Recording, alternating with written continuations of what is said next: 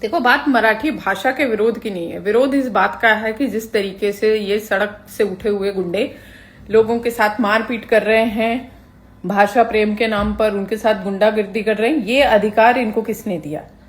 क्योंकि अगर आपको लग रहा है कि कोई किसी नियम कानून का उल्लंघन कर रहा है तो आप लीगल रिकोर्स लेंगे, लेकिन फिर बात आती है कि वो किस नियम का उल्लंघन कर रहा है। वो कौन सा नियम है महाराष्ट्र गवर्नमेंट का जिसके तहत महाराष्ट्र में रहने के लिए मराठी भाषा बोलना और जानना अनिवार्य है कोई ऐसा नियम? तो बताओ, ऐसा कोई नियम नहीं है।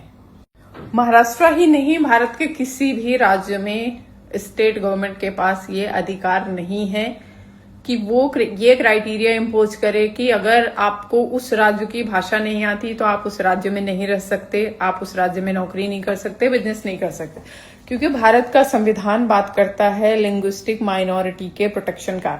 आर्टिकल 350 ए एंड बी में भारत का संविधान उस राज्य को ये जिम्मेदारी देते हैं कि आपके यहाँ जो भी लिंग्विस्टिक माइनॉरिटी है, जिसकी भाषा उस राज्य के भाषा से अलग है, उसको आप सुरक्षा प्रोवाइड करिए, आप उसके जो भी कॉन्स्टिट्यूशनल राइट्स हैं उसको सेफगार्ड करिए। तो ये भारत के किसी भी राज्य में क्राइटेरिया नहीं हो सकता कि आपको वहां रहने के लिए वहां की भाषा जानना और बोलना जरूरी है। रही बात नॉर्मल तौर पर कि आपको वो भाषा अच्छी लगती, वहां के लोग अच्छे लगते, तो आप नॉर्मली वो भाषा बात करते करते सीख जाते हैं। लेकिन ये जो यहाँ गुंडों का बिहेवियर है, इससे आप भाषा के प्रति नफरत पैदा कर रहे हैं, प्रेम तो कतई